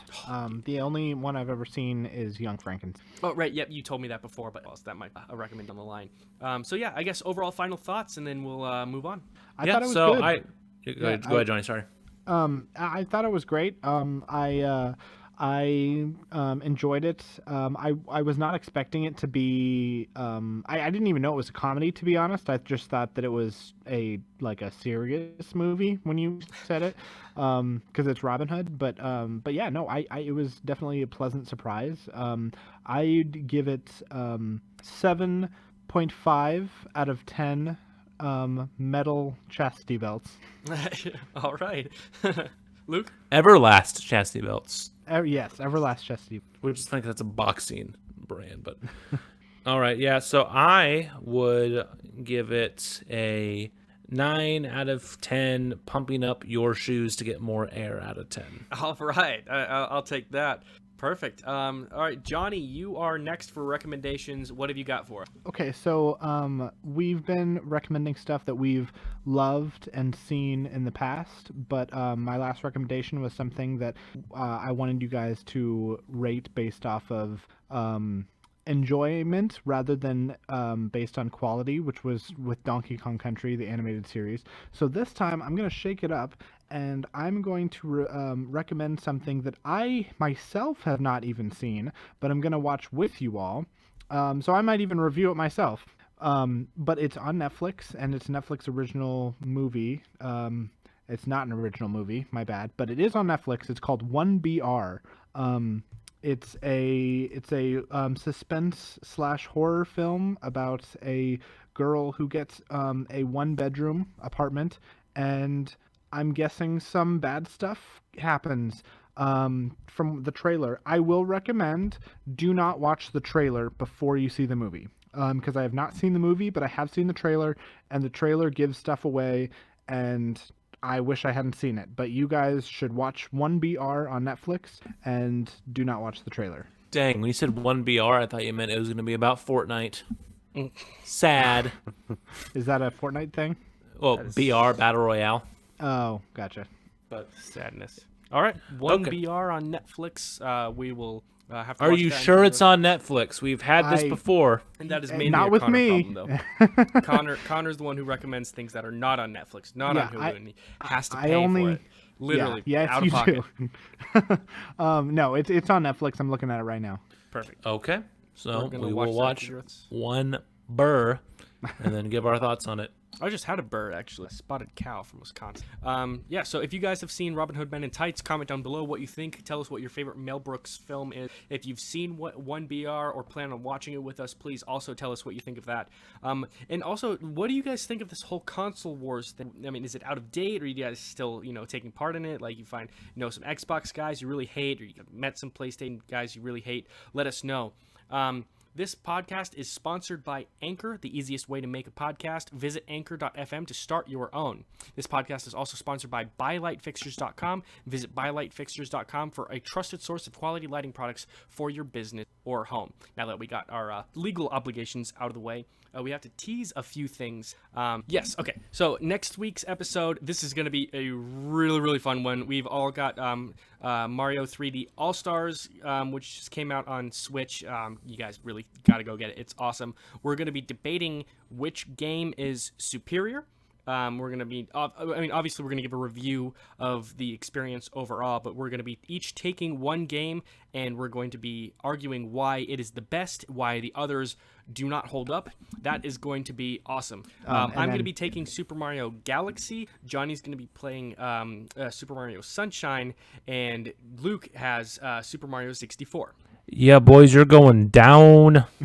Right. But I guess before we do give the list of all the things we can find the podcast on, quickly, what are your guys' initial thoughts then on the All-Stars port? I know Johnny has already played both Mario 64 and a bit of Sunshine, but initially a couple days in, how are you feeling about the the ports, since it is not a remake, not really a remaster outside of a couple of things. How are you feeling about it so far? I'm very happy with the release of it. I've already I've already beaten 64, gotten all 120 stars. Bruh, you need some friends. Yeah. I'm talking to all two of them. And so yeah, I've beaten 64 already, and I have played a little bit of Sunshine and very very minuscule amount of Galaxy. But as soon as I was done with 64, I started Sunshine, and I'm getting pretty far in it. I'm about a third of the way through.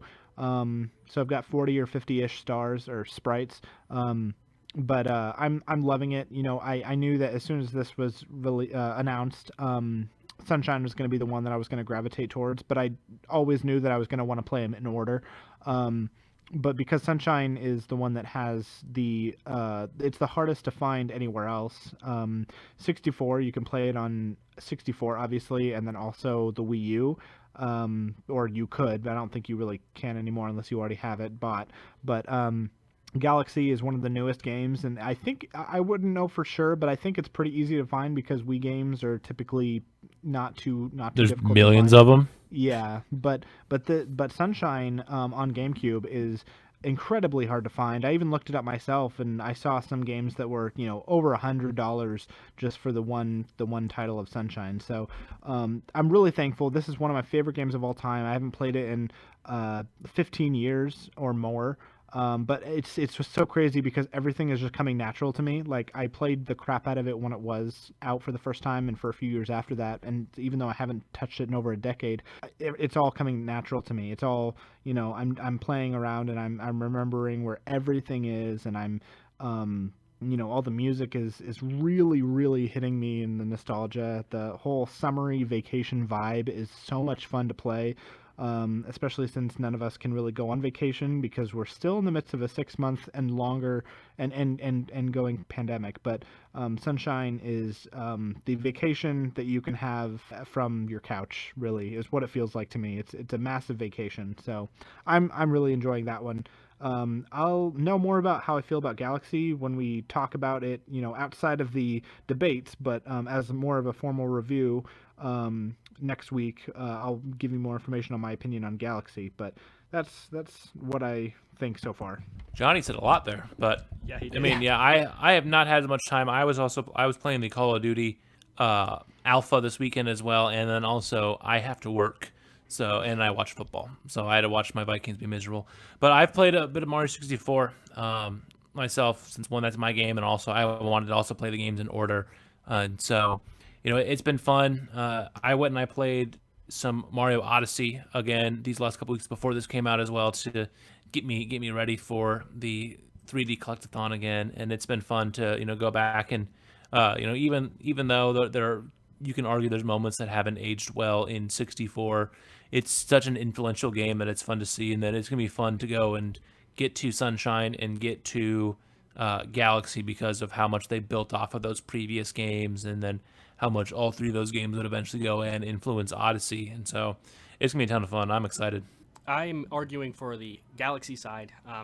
Super Mario Galaxy is the only Mario game I've ever really blasts me back in time to 2007, and Galaxy is one of the very few good memories from 2007. The game is amazing. Gameplay is fantastic. Runs super smooth. I did get to watch my wife Emily, who's owned practically all Mario games, play Super Mario 64, and she knows everything about it. She knows where all the shortcuts are. She's breezing through the game, and it's awesome. Super Mario 64 is one of the games I really, really I've always wanted to play, because the first 3D Mario game, the granddaddy started it all, and it's so fun, and I can't wait to play it myself. Super Mario Sunshine, I don't know a darn thing about, so I'm going to go in completely blind and probably have a total blast. There are no winners and losers with this, because this overall 3D All-Stars thing is an awesome experience. 3 games, I think it was like $60. Well, I mean, why would you not?